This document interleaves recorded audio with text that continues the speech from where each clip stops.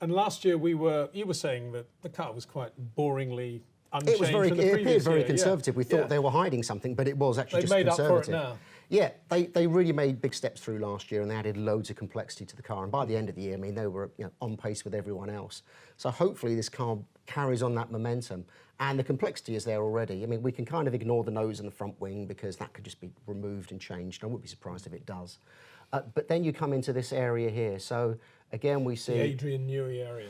Yeah, some of these concepts, we've seen in lots of other cars. The main barge board is a bit like last year's car. These veins, X veins along the side of the car here are very much like we saw late last year, very sort of Ferrari-ish as well.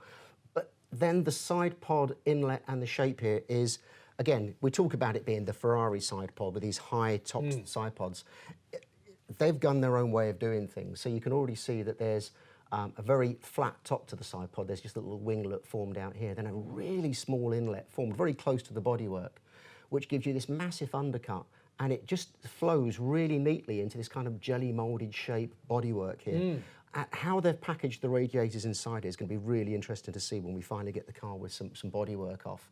And as much as Red Bull are, a big design team now, it's not the Newey team as we all talk. They've got their own technical department heads that do most of the work.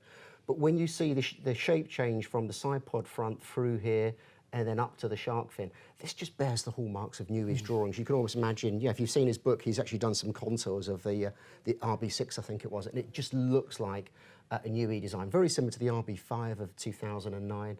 And we're probably going to see some hot air outlets around the shark fin here. You can actually see the bodywork is very separate for the shark fin, and that will change. Again, we've seen that the front suspension has changed as well, as we've spoken about for the Sauber, just raising the suspension up. So this really is a big step. It's the kind of step that we would have expected them to make last year, but they appear not to have done so.